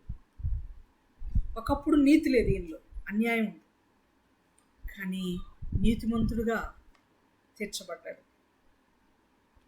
అందరి దృష్టిలో పాపి అని చెప్పబడుతున్నాడు, కానీ మార్పు చెందాడు, నిజమైన మార్పు. అలాంటి ముద్ర కలిగి ఉన్న తను నీతిమంతుడుగా దేవుణ్ణి నమ్ముట ద్వారా, తన పాత బ్రతుకుని విడిచిపెట్టి విశ్వసించుట ద్వారా, దేవుడు చెప్పినట్లుగా నడుచుకున్నట ద్వారా ఈయన అబ్రహాము కుమారుడయ్యాడు. మనం కూడా మన నీతి క్రియలను, మన మురికి గుడ్డలను ఆధారం చేసుకోకుండా, మన క్రియలను, మన సొంత నీతిని, భక్తిని ఆధారం చేసుకోకుండా కేవలము దేవుని మీద నమ్మిక ఇచ్చి, కేవలం ఆయనకి ఇష్టలుగా ఆయన ఏం చెప్పాడో అది చేస్తూ, త్వరగా దిగమంటే త్వరగా దిగాలి, చేర్చుకో నేను వస్తున్నా అంటే చేర్చుకోవాలి, ఓపెన్ చేయాలి మన తలుపులు, హృదయ తలుపులు. దేవుడు చెప్పినట్లుగా మనం జీవిస్తే మనము కూడా జక్కయ్య వల్లే నీతిమంతులుగా తీర్చబడతాం. నశించిన దానిని వెదకి రక్షించడానికి ఆయన ఈ లోకానికి వచ్చాడు. దేవుడి కొద్ది మాటలు మన కొరకు దీవించి ఆశీర్వదించునుగాక. ఆమేన్. చివరిగా ప్రేరేపించబడిన వారు ఒక చిన్న ప్రార్థన చేస్తే మనం సెలవు తీసుకుందాం ప్రియులారా.